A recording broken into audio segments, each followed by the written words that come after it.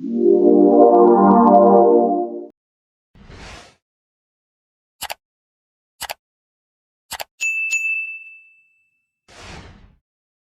la hora, el día y hora determinado, vamos a dar por inicio el debate a partir de la fecha. En forma previa, voy a solicitar por Fiscalía un informe en los autos, carátulas, número de expediente, por favor.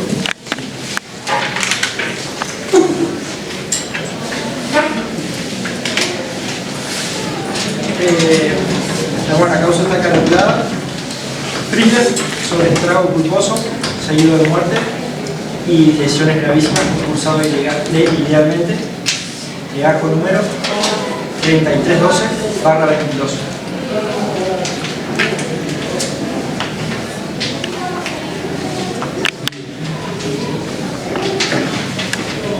En forma previa al inicio del alegato de apertura, voy a solicitar que las partes del informe se existen condiciones probatorias. Si se ha llegado, de su caso, por favor, háganme la primera, por favor. En efecto, pues, se la acerca la otra con la comisión. Sí, por favor.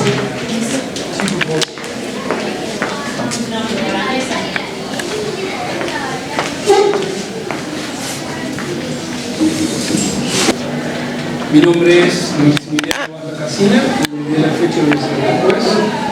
Mi nombre, por favor, preséntese el González Santiago por parte de la Fiscalía. Francisco Negreira por parte de la Fiscalía. Berenice García por parte de la defensa. Montana Brenda por parte de la defensa. su alegato de apertura, por favor.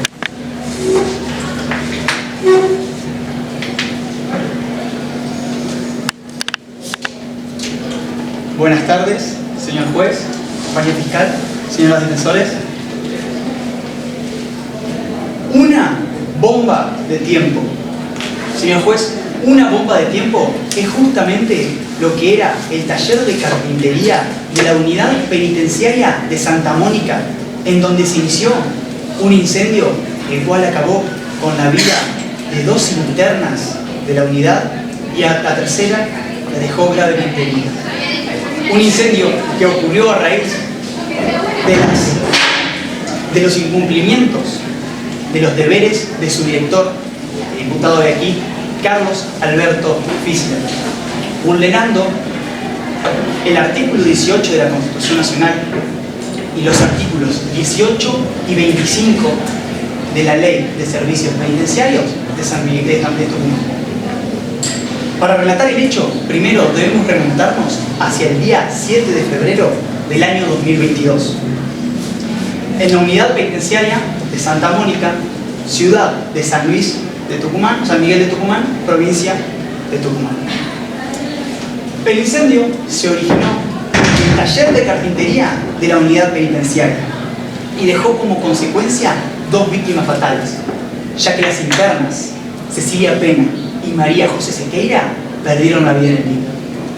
Además, una tercera víctima, llamada Silvina Salinas, recibió quemaduras de 3er grado en gran parte de su cuerpo, lo que trajo como consecuencia la amputación de su brazo izquierdo. Señor juez, este taller en donde se produjo el incendio estaba ambientado en una antigua celda de dimensiones acotadas, con una sola pequeña ventana, sin salidas de emergencia y con una sola puerta. Además, cabe aclarar que este taller estaba repleto de material inflamable, elementos como barniz, pintura en aerosol, tela, cartón y madera se encontraban allí. Pero además había 4 colchones. 4 colchones que no eran ignífugos. 4 colchones que, junto con todos los demás elementos que acabo de mencionar, eran completamente inflamables. Todo ello sumado a que el taller de carpintería no contaba con medidas de seguridad en contra de incendios. Y aquel día lo único que tenía eran 2 extintores, los cuales, al momento del hecho, se encontraban despresurizados. Señor juez, en el transcurso de este litigio, la Fiscalía va a probar 3 cosas. 1, que el taller de carpintería no contaba con un sistema de prevención de incendios. Número 2, que el taller de carpintería estaba repleto de objetos inflamables. Y número 3, que el señor Carlos Alberto Fischler, en condición como director de la unidad penitenciaria, sabiendo todas estas características que acabo de mencionar, permitía el funcionamiento del taller. Para ello, le pido preste especial atención a los testigos que vendrán a declarar ante nosotros. Leonel Lobo, perito judicial en investigación de incendios y explosiones, estuvo presente en el lugar derecho y realizó una pericia, en la cual hoy vendrá a contarnos la mecánica del incendio y las conclusiones que de ella obtuvo. Además, podrá indicarnos las características que tenía el taller de carpintería.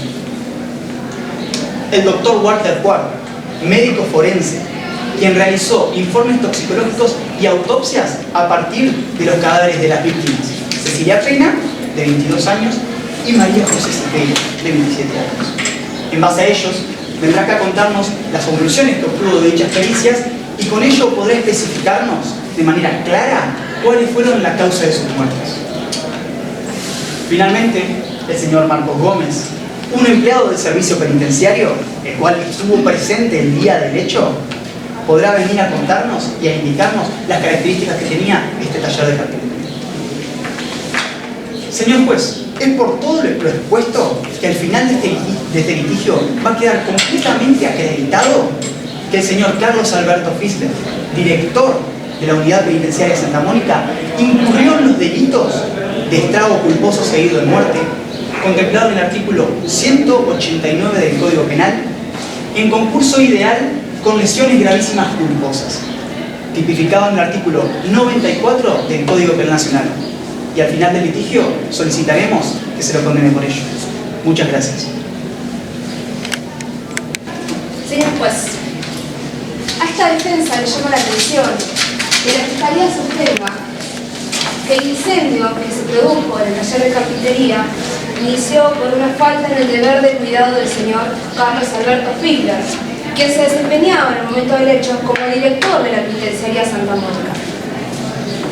Nos llama la atención porque a lo largo de este debate usted va a poder ver que existen hechos que interrumpen la causalidad y por lo tanto no permiten que se dé el nexo de determinación respecto del resultado.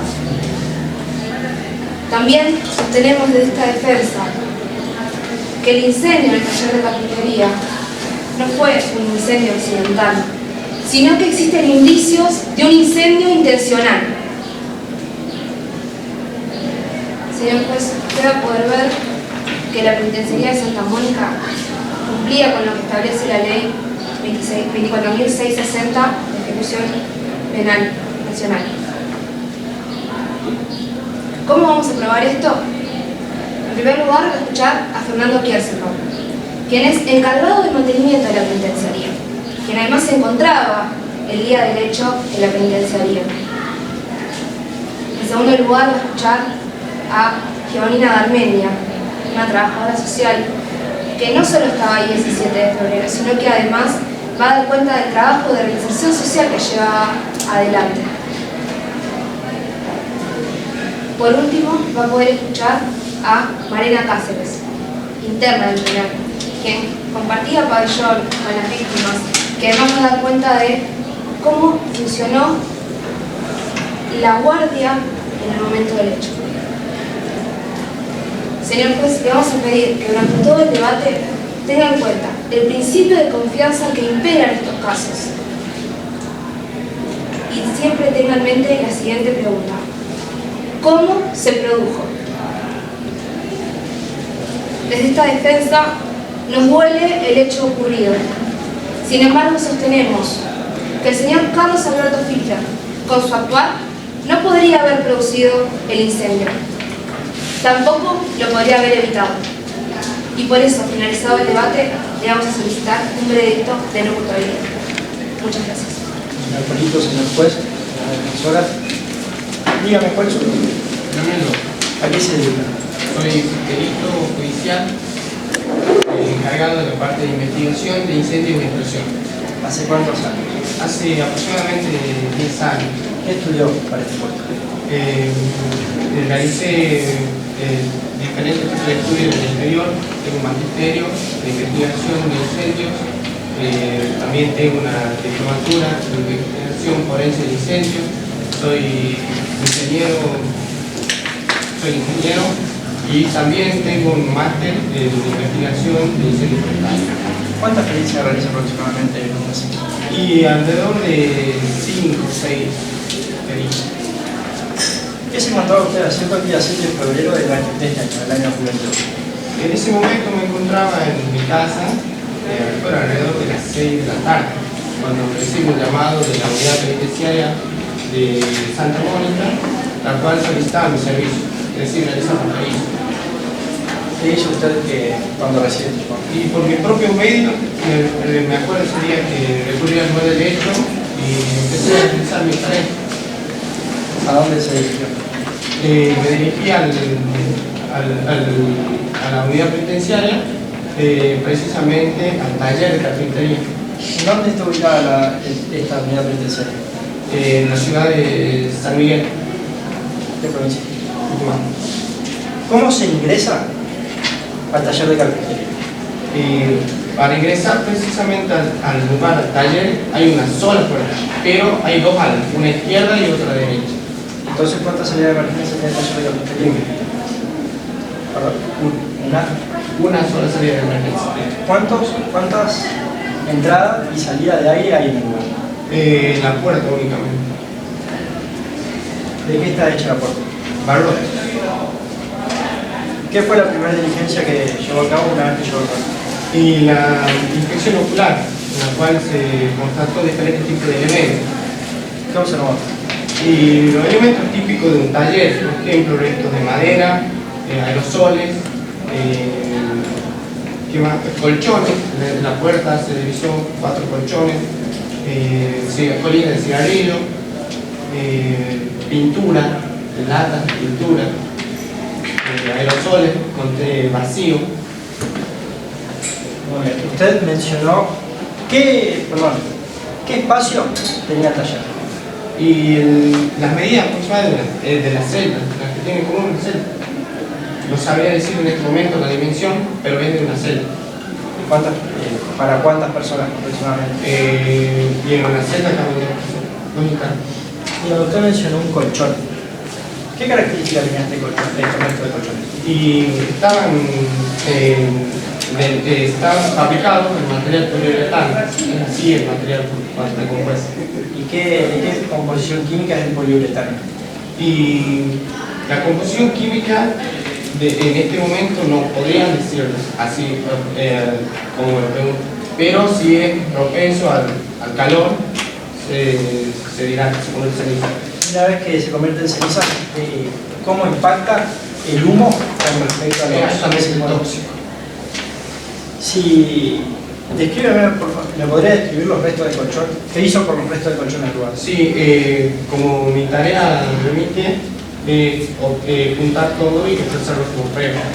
¿Cómo eran los restos de colchón? Y estaban muy dilatados, pero sí podría reconocerlos simplemente porque estaban ya consumidos por el fuego. ¿Me lo podría describir? ¿Cómo lo describí? Y muy dañados, casi sin forma por las llamas, casi totalmente consumidos. Solamente podría haber restos de material y un poco de los resortes. Señor juez, pido permiso para exhibir prueba de efectos previo por el traslado a la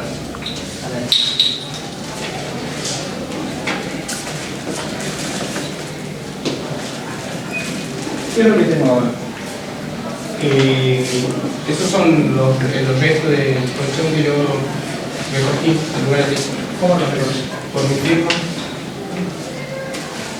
Pido permiso, señor juez, para que sea reconocido como prueba.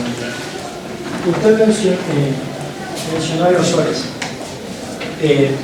¿Cómo las describía? Y son, son contenidos de lata, aluminio, básicamente, el cual adentro se encuentra la pintura o con respecto a la materia física, a veces líquida o en aerosol. ¿Cómo eran los integrales? Y 20 centímetros de largo. ¿Cómo son inflamables estos son altamente inflamables. Si yo se lo muestro a usted, ¿lo podría reconocer? Sí. Pido permiso, señor juez, para exhibir la materia de la fecha.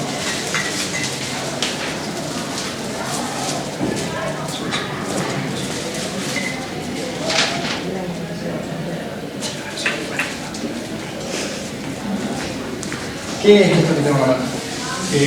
Evidencia repleta ¿Cómo lo reconoce? por el firme. Entonces pido permiso, señor juez, para exhibir la prueba como Señor juez, le voy a solicitar su permiso para utilizar apoyo gráfico que se encontraba adentro del informe que realizó el perito. Claro, con seguridad. No.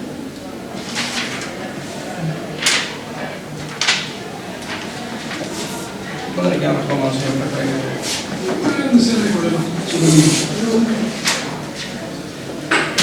Por favor, señor Lobo, ¿me indicaría dónde se encontraban los colchones?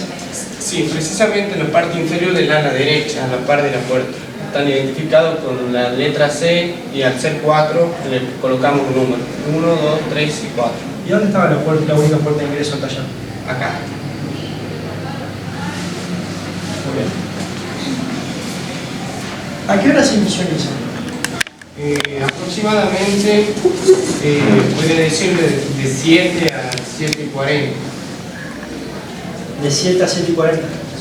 De 17 a 7:40. 5 de la tarde. ¿En dónde se origina el incendio? En el ala derecha, en el taller. En el taller. Por en la favor, parte señale inferior. el apoyo gráfico donde está a la derecha. ¿Qué materiales se encontraban una vez en el Los colchones. Muy bien. ¿Cuál fue la causa? Y debido a la disposición que tenían los elementos dentro del espacio reducido que tenía el taller, puede haber influenciado muchísimo en la distribución del fuego de esa magnitud. Por ejemplo, la madera, el colchón, los aerosoles, altamente inflamables. ¿Qué medidas de seguridad tenían? Medidas de seguridad.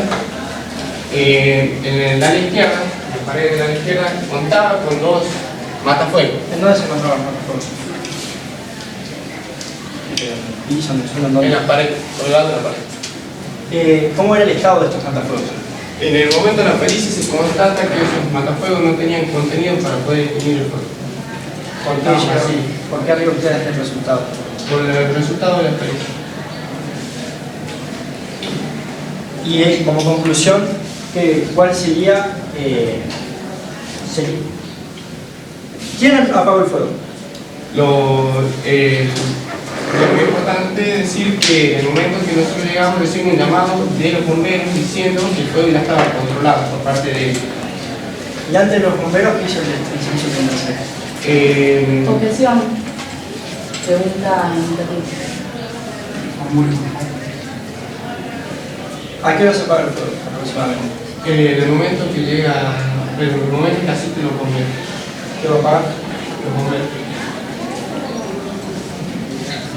Muchas gracias.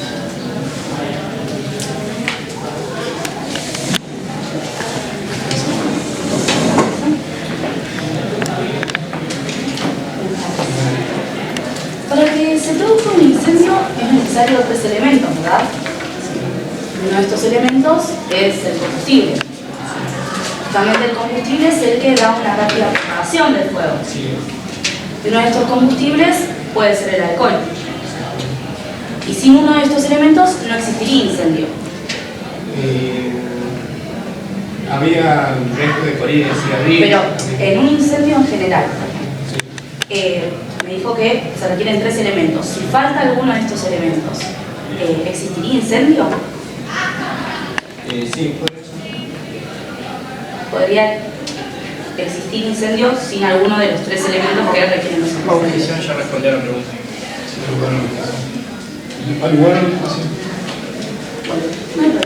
Sigamos.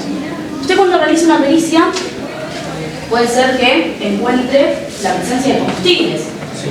Estos combustibles estén sin una explicación lógica. En este taller podría tener una explicación lógica porque a veces se lo utilizan para cortar pinturas, por ejemplo. Sin embargo, yo le estoy hablando de los incendios en general. Sí. Y ese es un buen indicio de intencionalidad, ¿no es así? Sí, como acelerando. Claro. Ahora vayamos precisamente a este incendio. Bien. Usted realizó la pericia Sí. y recolectó materiales, evidencia, que luego analizó, Exactamente. pudiendo ser relevantes o irrelevantes. Ahora bien, dentro de ese taller encontró 2 matafuegos. Exactamente. Matafuegos que serían colgados a la pared. Sí. Y además encontró otros elementos como los aportados por la fiscalía. Y también encontró la presencia de alcohol. Sí. Sin embargo, usted no encontró una botella de vino. No. Tampoco encontró una botella de cerveza. Tampoco encontró una botella de vodka. No encontró ninguna botella de bebida alcohólica. Objeción hipotética.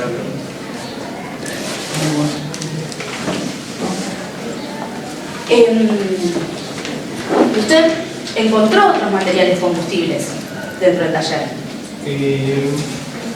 No podría, en este momento no me acuerdo. Entonces, ¿no recuerda si había otros materiales combustibles además del alcohol? No. Bueno, O sea, digamos, aparte de los aerosoles que son combustibles. bien, entonces volvamos a ver, para así soy más claro. Usted encuentra la presencia de alcohol, que me dijo previamente que era un combustible. Acelerante. Ahora, bien, ¿había otros materiales además del alcohol combustibles en el taller? Combustible, sí se utilizaba también el barniz. Sin embargo, por el origen, o sea, sin embargo, esos materiales son irrelevantes a la hora de establecer el origen y la propagación del incendio. Sí. Bueno, sigamos hablando de esta causa del incendio. El incendio no se produce por una falla eléctrica, No. tampoco se produce por una falla en el sistema de gas, tampoco se produce por un cortocircuito, tampoco se produce por una falla en una maquinaria. Se produce justamente por la presencia de un material acelerante. Más precisamente, usted en la pericia encuentra la presencia de alcohol. Alcohol justo en el lugar donde se origina el incendio. Se lo encuentra en el humo, cuando se identifica el humo, ahí se identifica una sustancia que es compatible con el alcohol. Con alcohol, por así decirlo, en el cuadrante donde se da el incendio. Sí, dentro de la celda. Más precisamente en el cuadrante inferior derecho lo encuentra, ¿verdad? Se recoge, sí, de todo el humo que cubre la parte del taller. Porque la botella es recuperada no es precisamente de la parte del taller. Claro, usted igual me dijo que no encontró una botella. Encuentra presumiblemente alcohol. Objeción, ya contestó la pregunta. Entonces me está diciendo que en el cuadrante inferior derecho no encontró alcohol etílico. En el humo se encuentra la sustancia.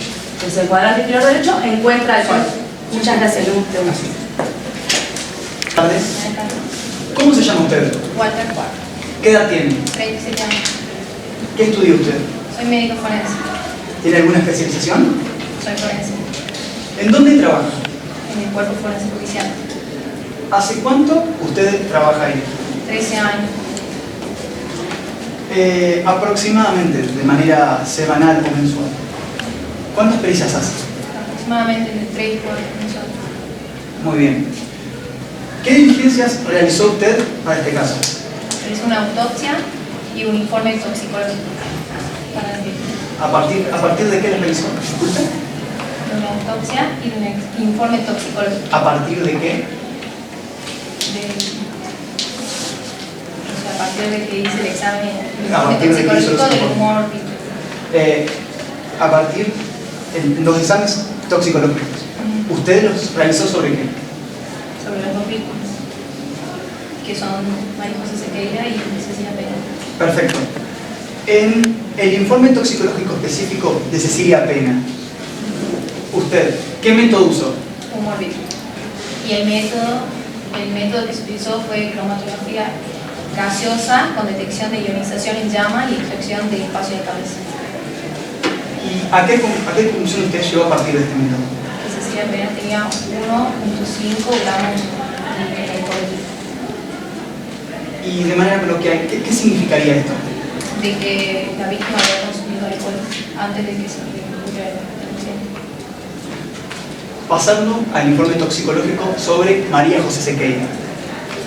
¿Usted qué método usó el mismo? Se realizó el mismo método que Cecilia Pena, ¿Y qué concluyó?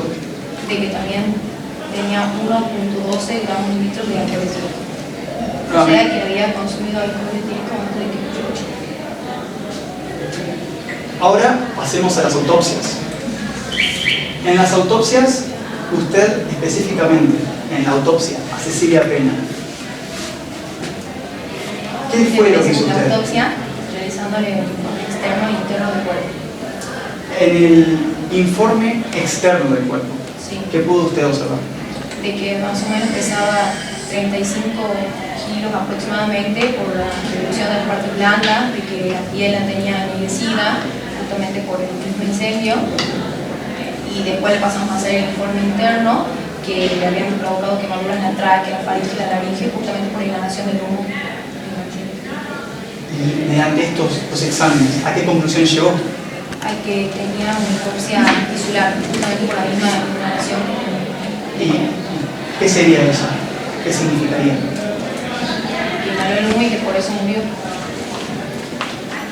Ahora pasemos a la autopsia que usted realizó sobre María José Sequeira. Nuevamente le pregunto, ¿qué hace en esta autopsia? Examen externo e interno del cuerpo. En el examen interno, ¿qué pudo observar? ¿Cuáles son las observaciones? De que el árbol bronquial que ella tenía estaba de color gris justamente por la inhalación, pero que la víctima estaba con vida al momento de que ocurrió el hecho. ¿Y en el examen interno? ¿Qué Eso fue observaciones? en el externo tenía reducción de partes blandas y pesaba aproximadamente 30 kilos y además los rasgos faciales estaban deteriorados. ¿Y cuál fue la conclusión de esta autopsia? De que ella muere justamente por el calor en el cuerpo. Muy bien. No más preguntas. Con su permiso.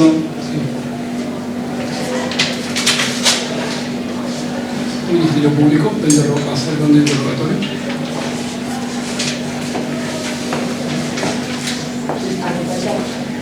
Hablemos de las autopsias que usted realizó. Usted le realizó la autopsia a María José Sequeira. Sí. Y en su cuerpo encontró que se produjo el estallido de la cavidad torácica, ¿verdad? También se produjo el estallido de la cavidad abdominal. Ahora bien, ¿todos los cuerpos en un incendio estallan?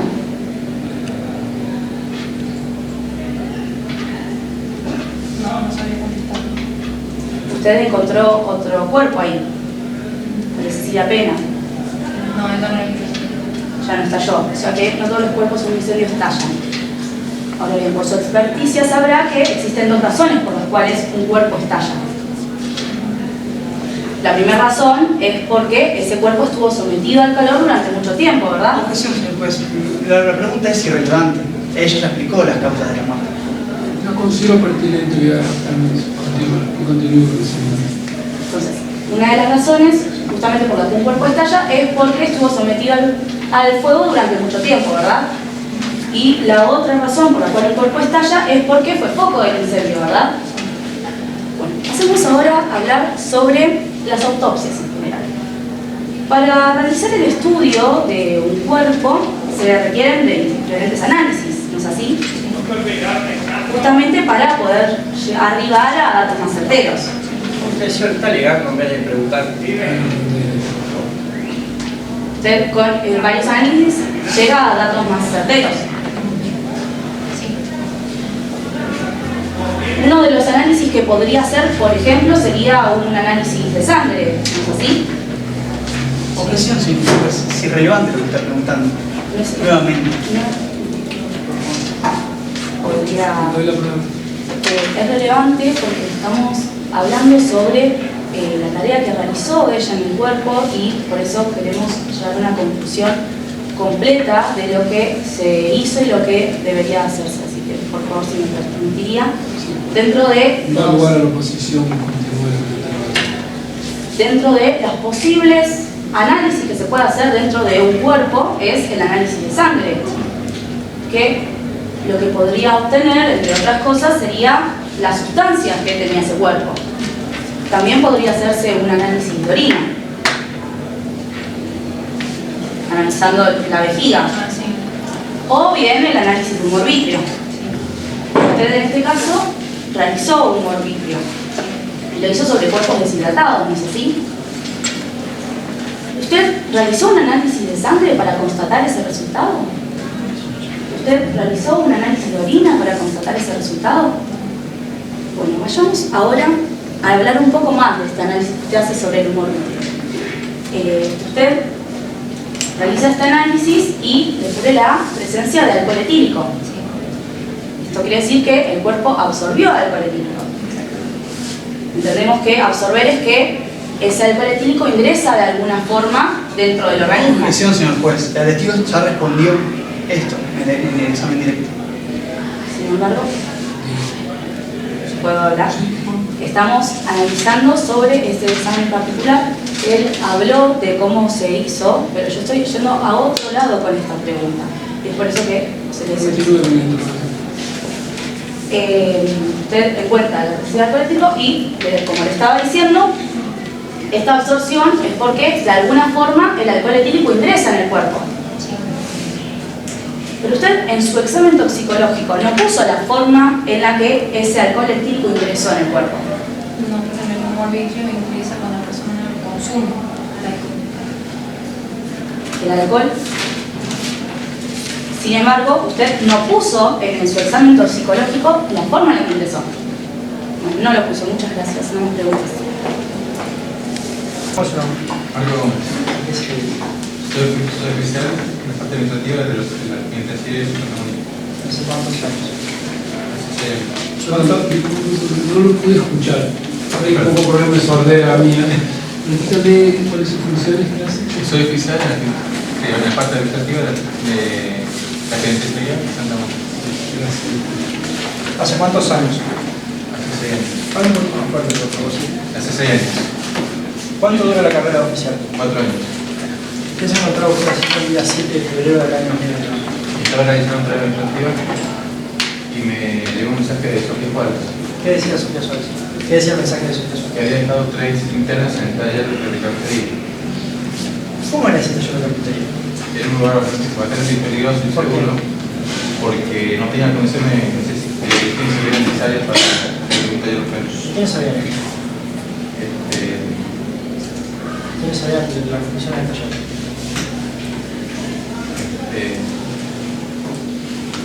Lo administrativo. ¿Y quiénes forman parte de los administrativos? Carlos Pitt, ¿Y quién es Carlos Pitt? el director de la penitenciaria. ¿Cuál es el sistema de vigilancia con respecto al taller? Hay cámaras de seguridad, ¿Cuántas? 3, ¿Cuántas funcionan? 1. ¿Y quiénes saben de esto? Solamente los directivos y un cuarto oficial, solamente las poco. ¿Por qué dice usted que el taller era peligroso? Porque no cumplía con las condiciones necesarias de seguridad. Por ejemplo, Había colchones que tenían que estar ahí en un lugar pequeño.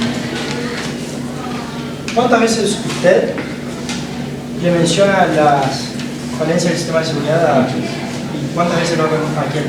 A Carlos Pitt, ¿Y cuántas veces hizo algo? ninguno.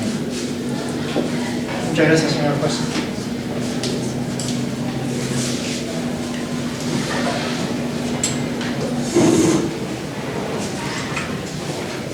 Defensa.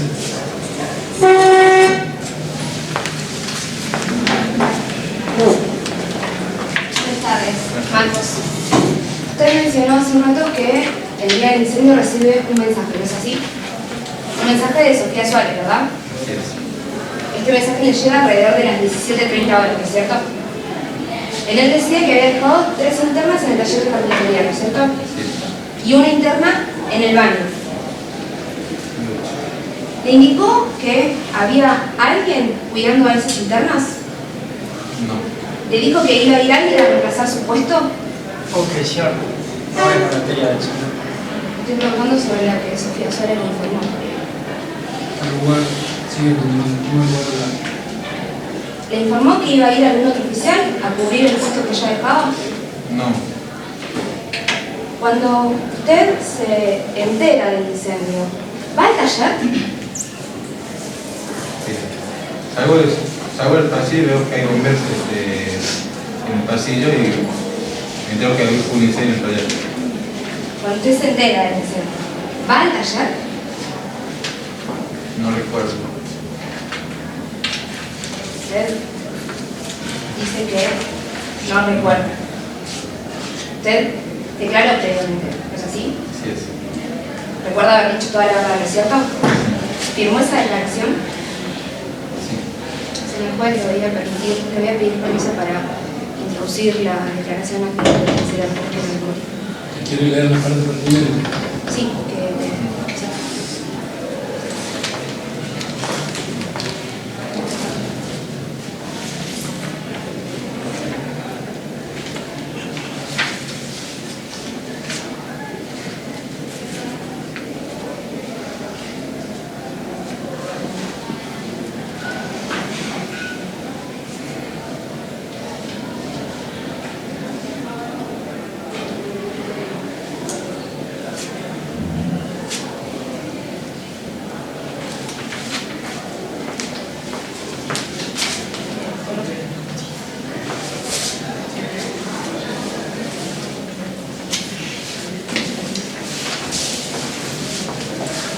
Marcos, ¿qué le estoy mostrando?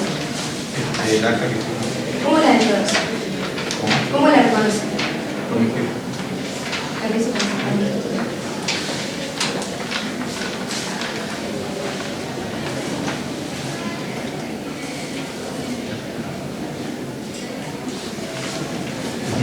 ¿Verdad? No recuerdo. Entonces, le vuelvo a preguntar. ¿Usted se entera del incendio? ¿Va al taller? Sí. Le vuelvo a preguntar. ¿Usted va al taller cuando se entera del incendio? Señor juez, voy a solicitar recibirle de nuevo la Perdón. declaración. Sí. Voy a las duchas. ¿Va al taller de carpintería?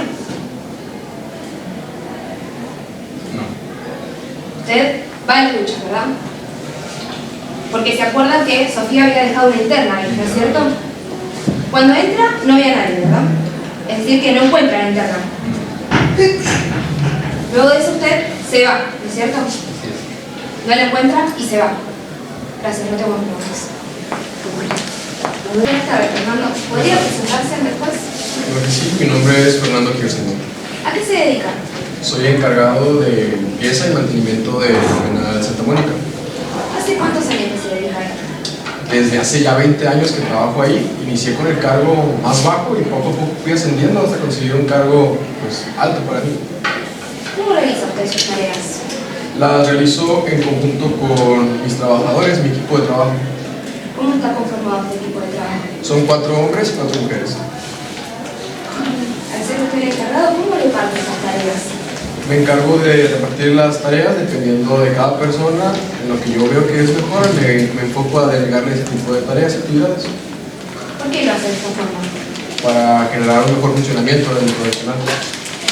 Me gustaría preguntarle por qué se encuentra hoy acá. Me llamaron para declarar por el lamentable hecho que sucedió en el penal de Santa Mónica, específicamente en el taller de carpintería.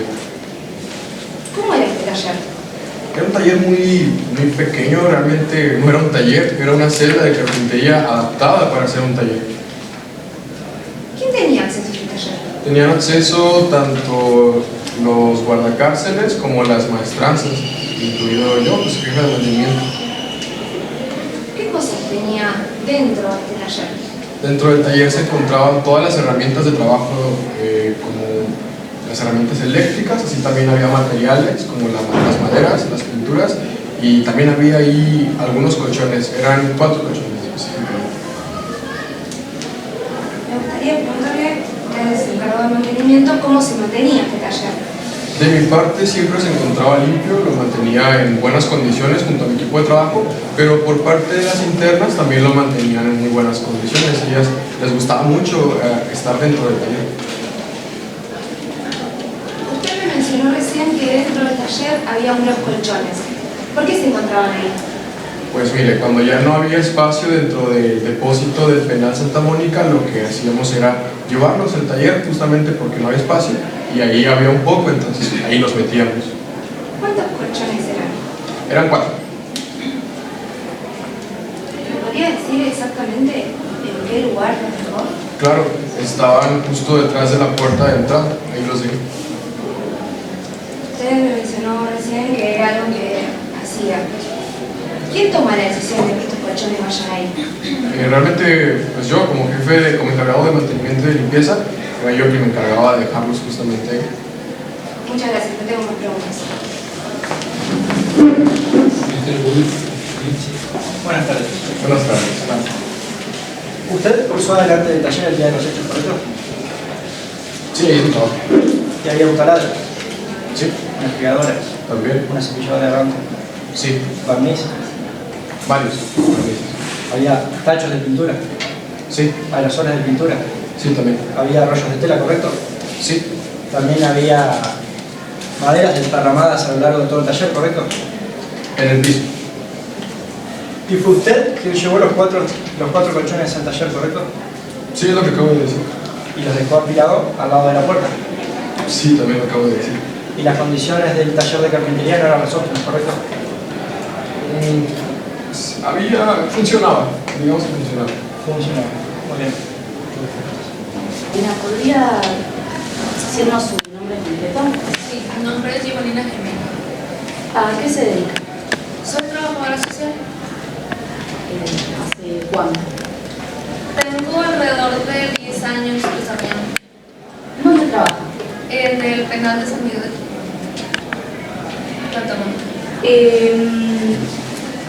¿Cómo es su experiencia?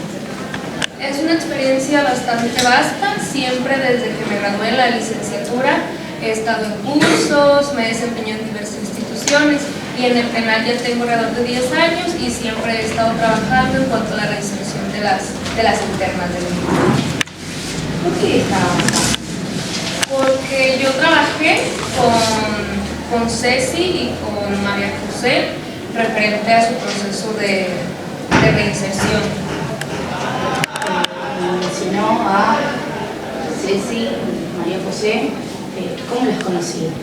Ellas las conocí porque yo trabajé con ellas durante bastante tiempo, de hecho desde que ingresaron yo llevé su proceso de reinserción, ellas eran muy buenas internas, inclusive ellas tenían la calificación de 10 en cuanto a comportamiento. ¿Y cómo se llega a esa nota? Es una nota bastante difícil de llegar, quiero mencionar. Nos juntamos un grupo de expertos, trabajadores sociales, psicólogos, maestros, realizamos el análisis del comportamiento de las mismas, inclusive Ceci estudiaba, entonces analizamos su comportamiento, qué es lo que hacen y es cómo se llega a la nota. Ahora vayamos al día del hecho. ¿Podría contarnos qué pasó? Sí, yo ese día me encontraba realizando unos papeles que me pidieron referente a la norma 26.660. La verdad ya me sentía bastante abrumada, por lo cual yo decidí salir a tomar aire al patio. Cuando yo me dirigí hacia el patio veo que pasa una mujer por el pasillo. Esta mujer traía algo en las manos, no pude lograr ver qué era, pero veo que pasa una mujer repentinamente. Disculpe, ¿cómo sabe que es mujer? Pues porque aunque no había tanta iluminación o estaba un poco oscuro, vi que por sus características era una mujer, inclusive traía un uniforme como azul. ¿Y en dónde la vio? La vi por el pasillo 3. ¿Cómo es ese pasillo? Es un pasillo, a un lado del pasillo está el taller de carpintería, hacia enfrente está el patio y a un lado está el pabellón. ¿Y qué pasó después de que la vio? Bueno, y una vez que la veo, recuerdo que en el patio había dejado una pulsera, por lo tanto yo me regreso al patio, Y una vez que me regreso nuevamente al pasillo, me doy cuenta de que ya hay humo, entonces es cuando me doy cuenta de que ya se está encendiendo el taller. Muchas gracias. No preguntas.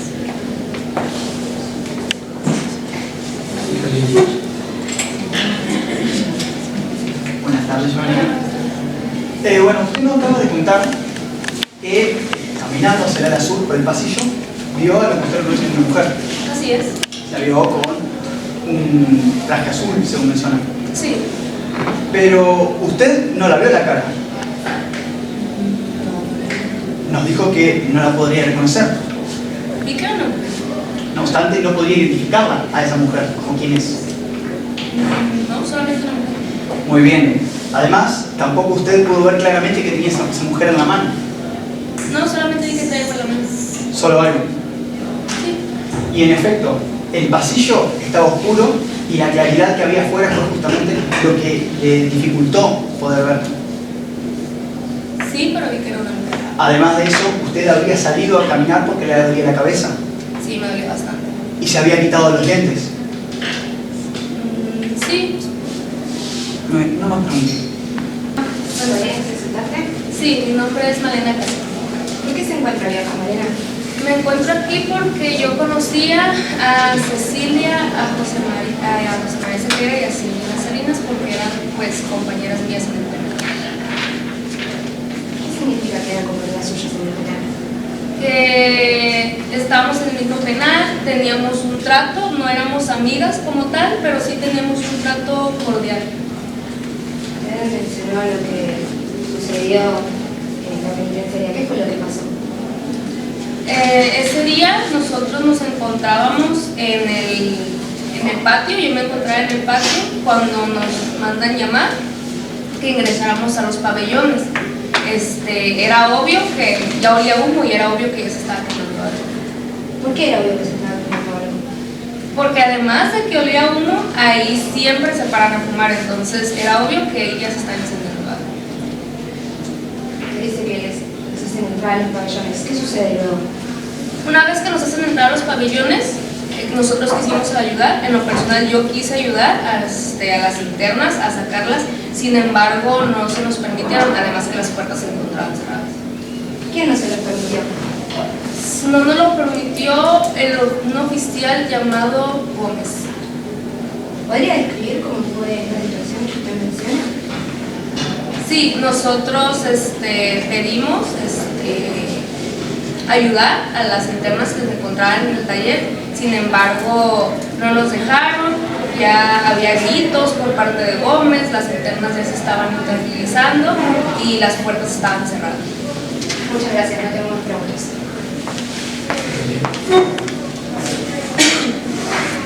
Buenas tardes, Mariana. Usted nos acaba de contar que estaba presente el día en el lugar de hechos. Sí. Usted pudo oler que se estaba prendiendo algo fuego Sí, olía humo. y reconoció que fue el taller.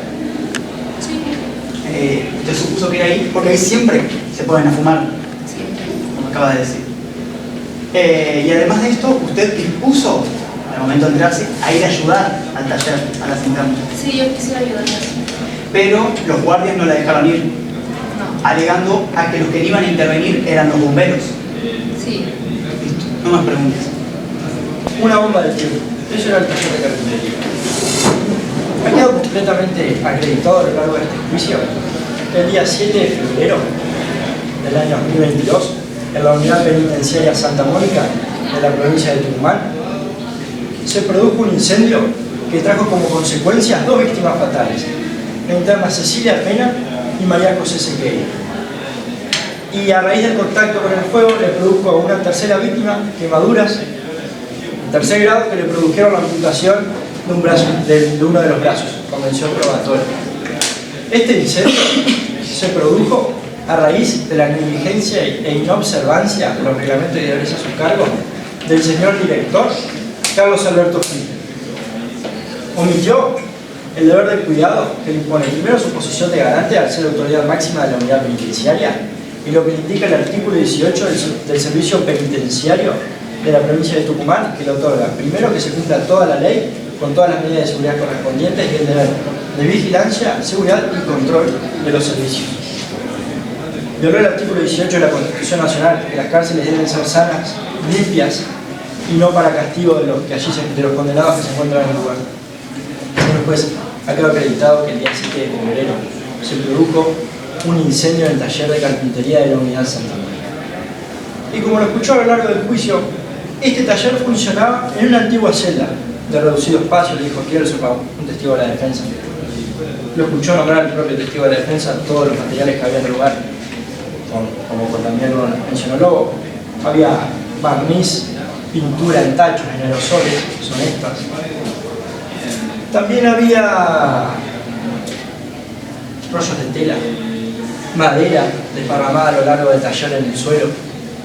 Todo material inflamable, que usted dirá, sí tendrán razón de estar en el lugar, es un taller de carpintería, sí, pero no las condiciones de seguridad que tenía lugar. Cuando se le preguntó, el propio Marcos Gómez, que trabaja allí, dijo que era un lugar peligroso, que no tenía medidas de seguridad. Y también lo dijo Lobo, el perito. Había 2 matafuegos.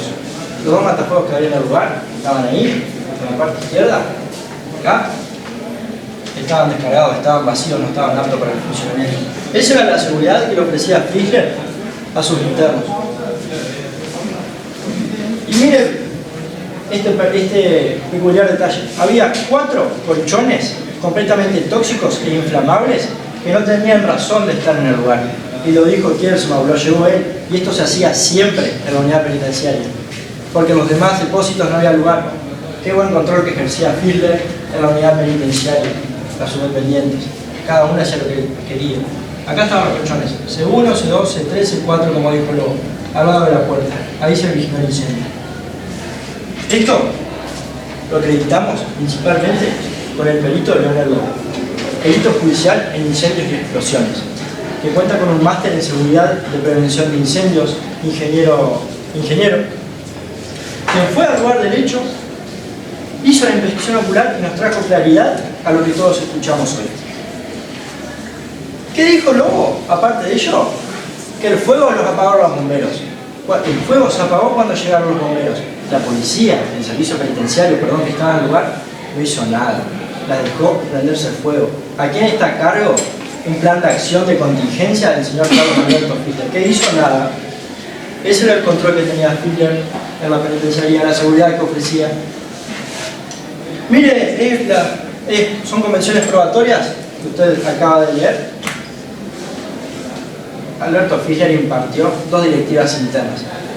Ninguna a adecuar el lugar. Ninguna poner las medidas de seguridad correspondientes. Ese lugar que estaba lleno de material inflamable y él sabía.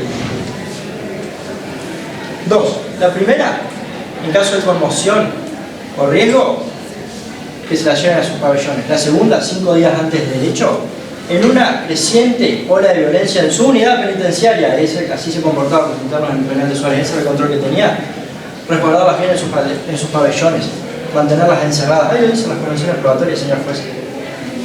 Fischler tranquilamente ordenó que la puerta esté cerrada. Trajimos al testigo Walter Juárez, médico forense. ¿Qué dijo? Bueno, primero, las 2 muertes, a raíz de la autopsia de las 2 internas, fueron una por acción directa del fuego, por el calor, y la otra por una intoxicación a raíz del humo. Estaban encerradas, no podían salir de una puerta de una celda vieja sin espacio. Esa era la seguridad de Fischler. Cuando se le hizo el examen toxicológico, ¿qué registraron? ¿Qué registró en ambas víctimas?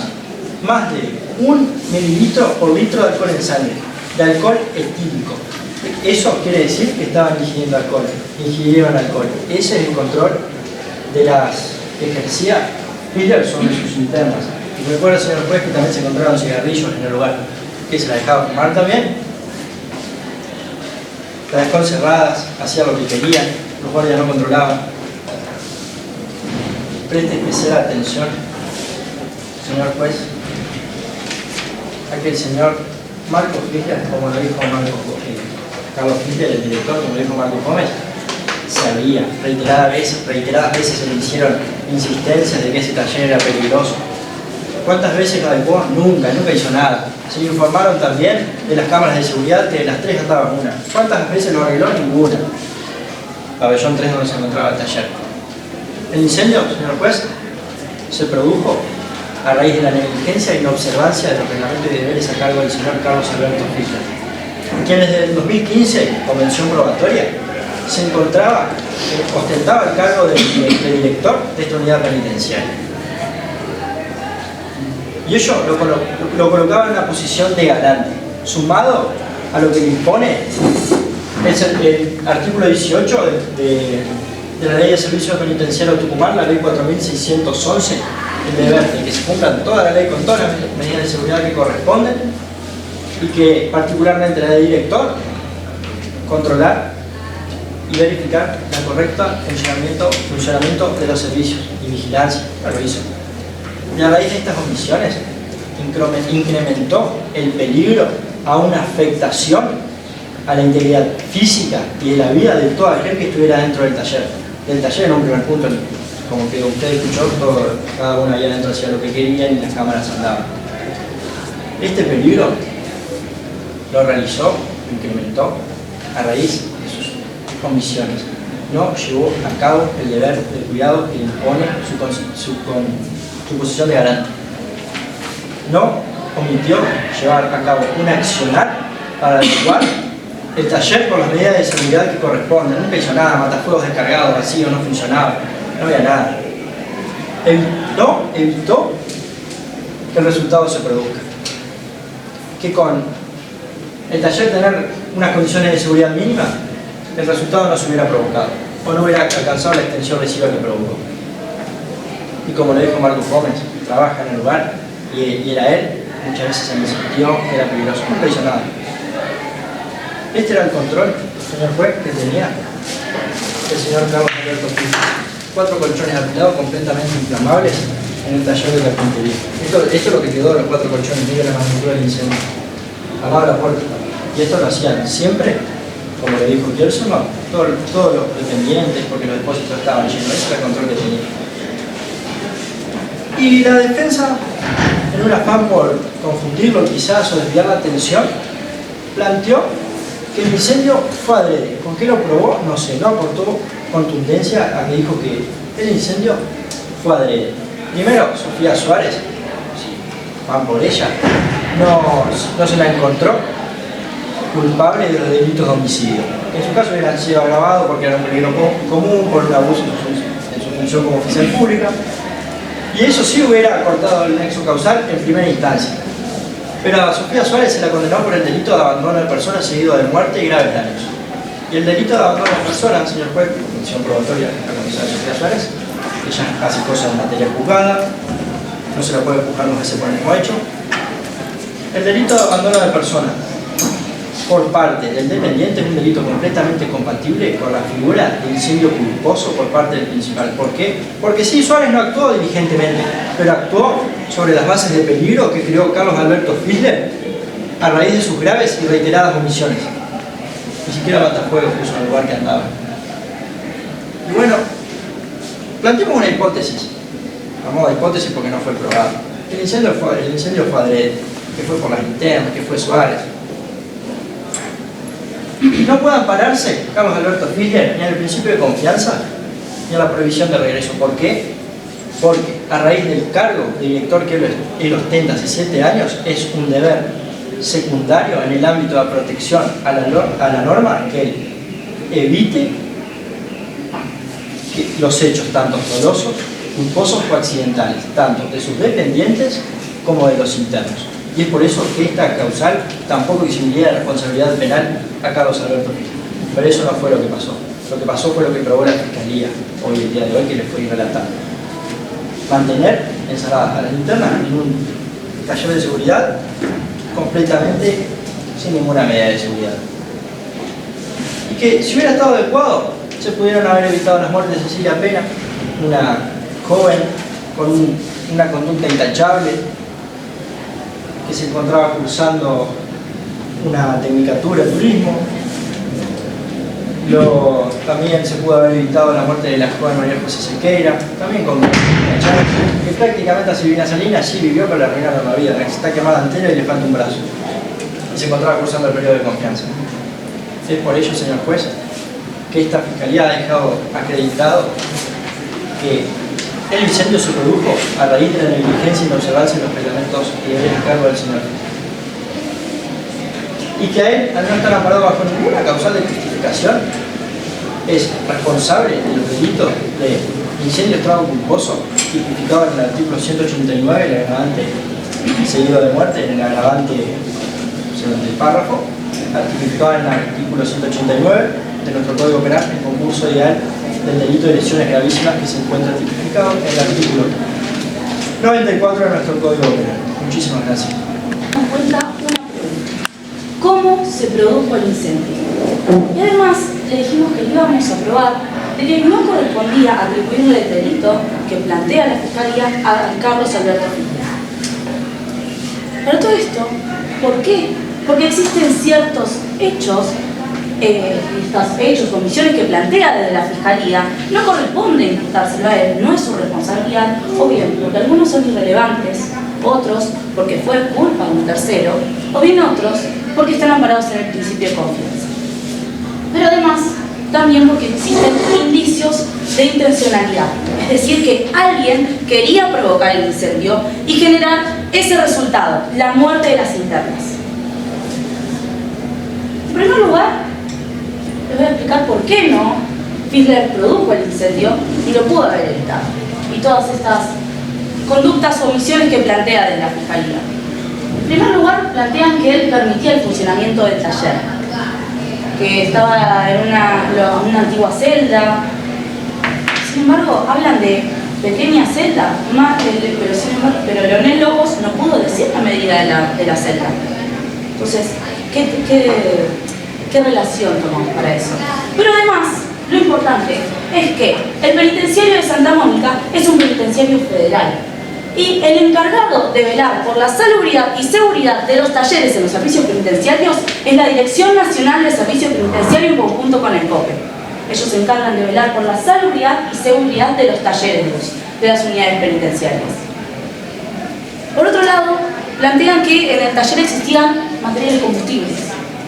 Justamente es un taller de carpintería, es lógico que haya materiales combustibles, porque los materiales combustibles a los que se refiere la Fiscalía son barnices, pinturas, madera. Lógicamente, para poder hacer un trabajo se requieren de estos elementos.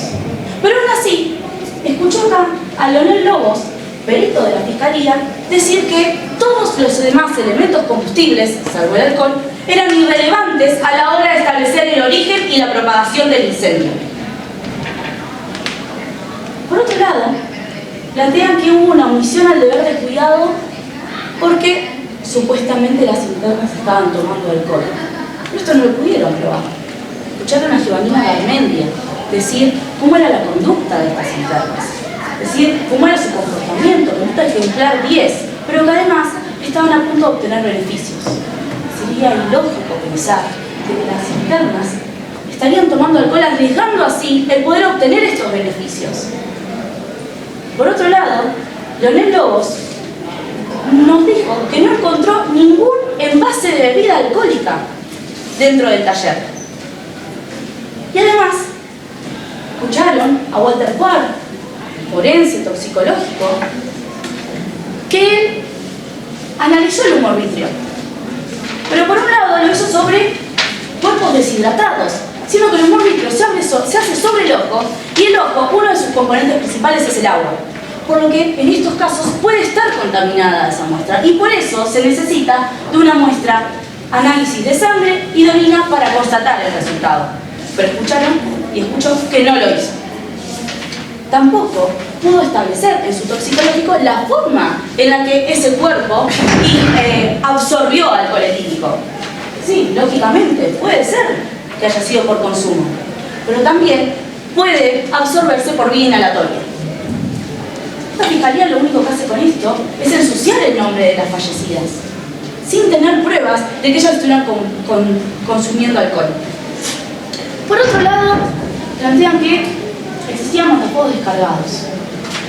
Los matafuegos requieren de un control anual justamente para evaluar el estado de las cargas. Pero Fisler no es el encargado de llevar los matafuegos a su control. Para eso tiene un equipo de mantenimiento. Escucharon a Fernando Kirstenbach decir que él es encargado de mantenimiento hace más de 20 años y que tiene a 8 empleados a su cargo. Supone que esa es una tarea que ellos deben cumplir. ¿Cómo él podría saber que ellos no lo iban a hacer? Pero además, y lo más importante a tener en cuenta es en qué estado encuentran los matafuegos. Los matafuegos seguían colgados en la pared. Seguían colgados en la pared con sus precintos. ¿Esto qué quiere decir? Que las linternas, por la magnitud del incendio, no tuvieron la posibilidad de usar esos matafuegos. Entonces, aunque los matafuegos hubieran estado cargados, no hubieran podido evitar el resultado, porque no tuvieron la posibilidad de usarlos, y por eso serían sujetos a las paredes. Por otro lado, plantean que existían colchones de poliuretano dentro del taller. Usted escuchó a Fernando Kirstenbach decir que él, por su propia voluntad y sin avisarle a nadie, los dejó ahí en el taller. Lógicamente tenía órdenes de sacarlo de las celdas, porque los colchones estaban saliendo de las celdas, pero él tenía que llevarlo en el depósito, y en lugar de dejarlo en otro lado, los deja en el taller y no avisa. Y aquí empieza a imperar el principio de confianza, que la Fiscalía plantea que no se da, pero sí se da. Fernando Kirstenbach trabajaba hacía 20 años como encargado en el taller, más de lo que Fischler estará ahí. Se supone que va a cumplir con sus tareas, porque además también surge de otro lado el principio de confianza. Ellos plantean que las linternas estaban solas, sin cuidado, pero es una convención probatoria. Las dos órdenes que da Fischler en 2020 y 2022 en ningún momento dicen lo que esta Fiscalía plantea. No dice que las puertas debían estar cerradas con llave. Lo que dice es que tenían que redoblar los esfuerzos para garantizar la salud psicofísica de las internas y para garantizar el cuidado de las internas. Él no podía saber que sus guardias y sus dependientes no actuarían conforme a lo que él ordenó. Justamente en el principio de confianza hay una cadena de tareas y se supone que cada uno va a cumplir con lo que es debido. Él no podía prever que tanto los guardias como el personal de mantenimiento no cumplan con sus tareas. Así lo mismo Marcos Gómez dijo que antes que no fue al taller de carpintería cuando se enteró del incendio. Y Mariana Cáceres nos dice que antes de que lleguen los bomberos, él estaba gritando ahí, pero no estaba en el taller. Y la puerta seguía cerrada. Ningún guardia fue y acudió a ayudar a las internas que estaban dentro del taller. Mariana Cáceres dice que ella intentó ayudar y que no la dejaron, pero Marcos Gómez tampoco fue. Ni Marcos ni ningún guardia. Sino que los guardias tienen un especial deber de brindar y garantizar el cuidado de esas personas que están bajo la órbita del Estado. Pero ¿cómo Fischler podría saber que no iban a actuar así? Ni siquiera abrir la puerta, sino que Fernando Kirstenbach reconoció que todas las personas que trabajaban dentro del taller tienen una copia de la llave, pero cuando llegaron los bomberos la puerta seguía cerrada con llave. Por otro lado, el penitenciario de Santa Mónica se encuentra bajo el marco legal de la Ley de Ejecución Penal Nacional 24.660. Había, como dijo Giovannina, un comité interdisciplinario integrado por psicólogos, psiquiatras, trabajadores sociales.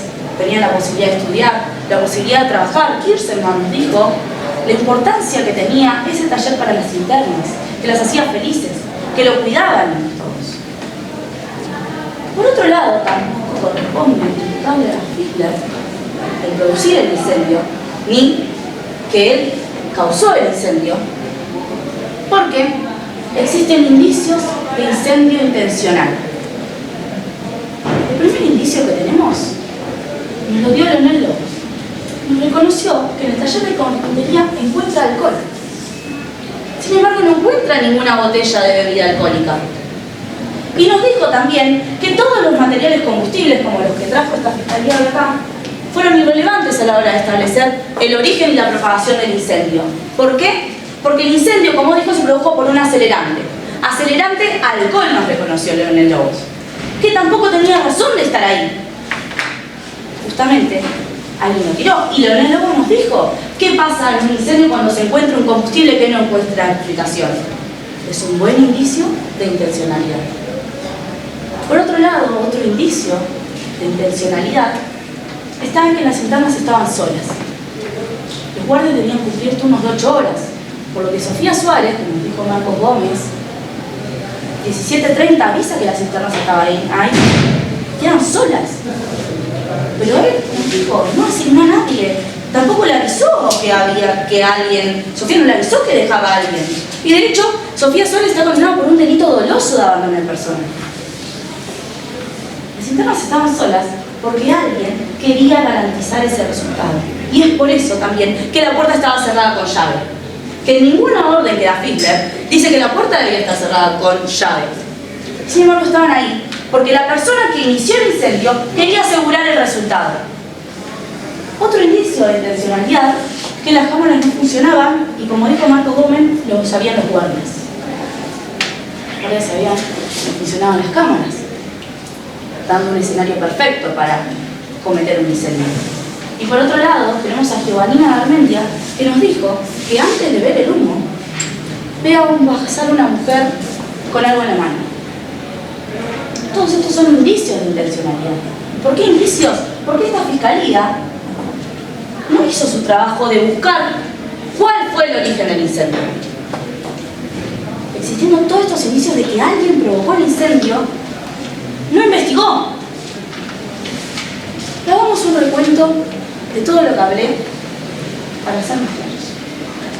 En primer lugar, entonces, dijeron que él permitía el funcionamiento del taller, que él lo habilitó, pero, como dije, es tarea de la Dirección Nacional de Servicio Penitenciario en conjunto con la ENCOPE, por lo cual no lo podemos tener en cuenta. Por otro lado, mencionaron la existencia de materiales combustibles. Sin embargo, según el perito Lobos, fueron irrelevantes a la hora de establecer el origen y la propagación del incendio, por lo cual no lo podemos tener en cuenta. Mencionaron que hubo una omisión al deber de cuidado porque las internas estaban tomando alcohol, pero no lo pudieron probar, por lo que no lo podemos tener en cuenta. Dijeron que los matafuegos estaban descargados, pero no era tarea de él, y además no lo pudieron usar, por lo cual no lo podemos tener en cuenta. Hablan de que estaban los colchones ahí, pero sabemos que los colchones los deja otra persona, y que no avisa, y que no tenía una orden, por lo cual no lo podemos tener en cuenta. Hablan también de que los guardias no pudieron ayudar, pero había una orden de asegurar la salud y garantizar el cuidado de las internas. Y sin embargo, no lo hacen, por lo cual tampoco lo podemos tener en cuenta. Y además existen indicios de intencionalidad, por lo cual no podemos tomar que Fiedler produjo el incendio. En estos casos, para que exista y se pueda imputar a una persona este delito culposo y esta omisión al deber de cuidado, debe existir una relación directa entre la omisión y el resultado. Pero sin embargo, con todo esto, vemos que dieron un montón, se interrumpió muchas veces y no se produjo un nexo de determinación. Por eso que no corresponde. Además, estos indicios de intencionalidad eliminarían la culpa de Fiedler, porque alguien dolosamente quería causar un incendio. Entonces no tenemos nexo de determinación y tenemos intencionalidad. Al principio de este juicio le dijimos cómo se produjo el incendio. Y ahora agregamos una pregunta más. ¿Quién produjo el incendio? Hoy no lo sabemos. ¿Por qué? Porque esta fiscalía no investigó, no hizo su trabajo. Al contrario, pretende imputarle a Fiedler algo que vimos que no corresponde imputárselo a él. Desde esta defensa, claramente que no le podemos dar una respuesta. No es nuestra tarea investigar cómo se originó el incendio. Pero de lo que sí estamos seguras es que Carlos Alberto Fiedler no produjo el incendio y tampoco lo pudo haber evitado. Y es por eso que solicitamos un veredicto de no culpabilidad. Muchas gracias. Es función mía en este momento dictar un veredicto en relación no solamente a lo que las partes han alegado, bastante interesante escucharlos, sino fundamentalmente a las pruebas producidas.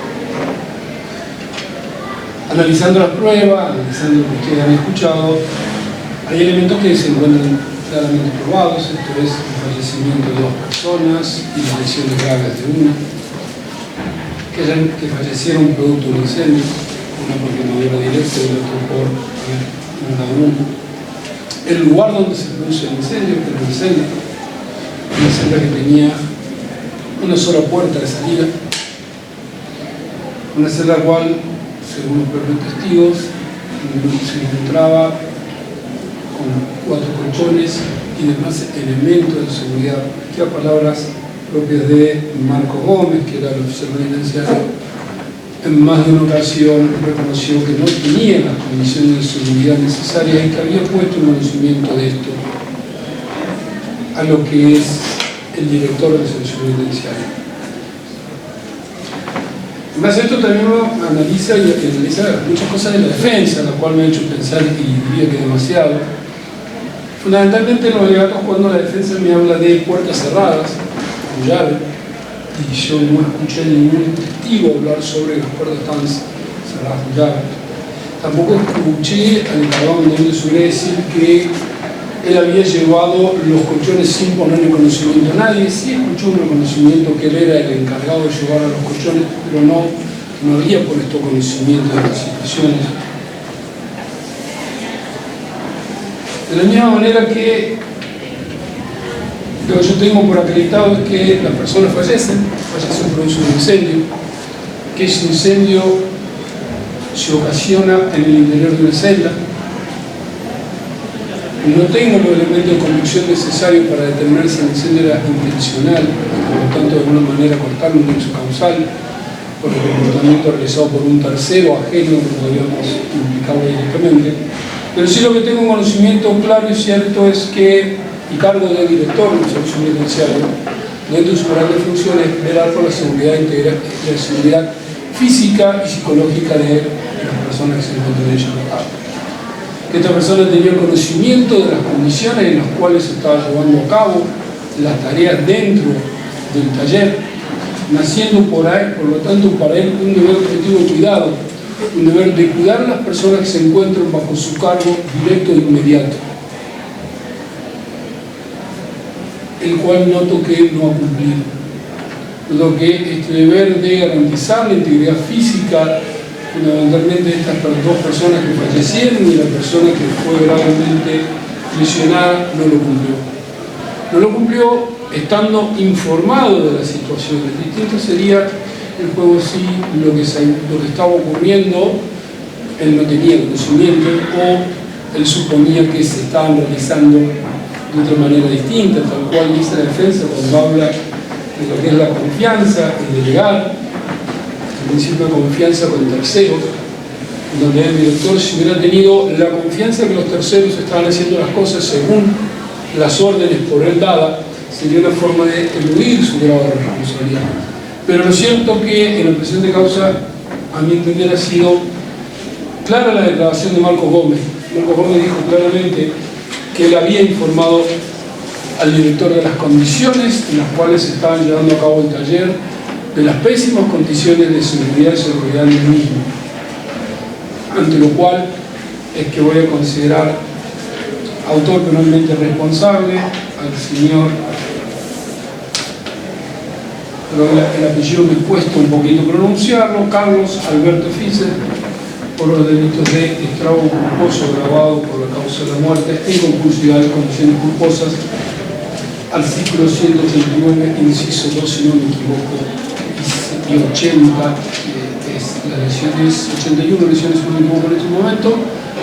La verdad que no me imaginé que iba a ser una imputación de este estilo, solicito disculpas sobre el caso, pero en su caso voy a declarar totalmente penal responsable y por lo tanto un fallo de culpabilidad. Sin más por agregar, solamente agradecerles por la tarde que hemos hecho empezar. Es interesante, voy a hacer algunas aclaraciones a la carita de defensa fundamentalmente, y esto está muy relacionado también. Aquí hace demasiados años que soy fiscal, hace demasiados años que mi función está más sentada en ese banquito que en este, entonces por ahí a veces me identifico más. Pero quiero, perdón, me voy a meter un poquito y pido disculpas. La verdad que los quiero felicitar. El nivel de discusión que se da, el nivel de contenido, el deber de obligarme a repasar todo 2 veces. Esto es un ejercicio para uno también es muy interesante. Vi muy linda la forma que hablaron. Felicito. Hace más de 20 años que litigo, hace más de 20 años que hago juicios. Mis primeros 14 del lado de la defensa y después mis últimos 6 por el lado de la fiscalía. Y siempre digo que lo más difícil cuando uno ve es esto de pararse adelante y hablar. Y eso, en independencia de los contenidos jurídicos, de lo que es su función evaluar, creo que eso fue muy interesante, fue muy lindo y quiero felicitar. Recién arranca este camino, es largo, pero vamos por un buen camino. Así que muchísimas gracias, chicos.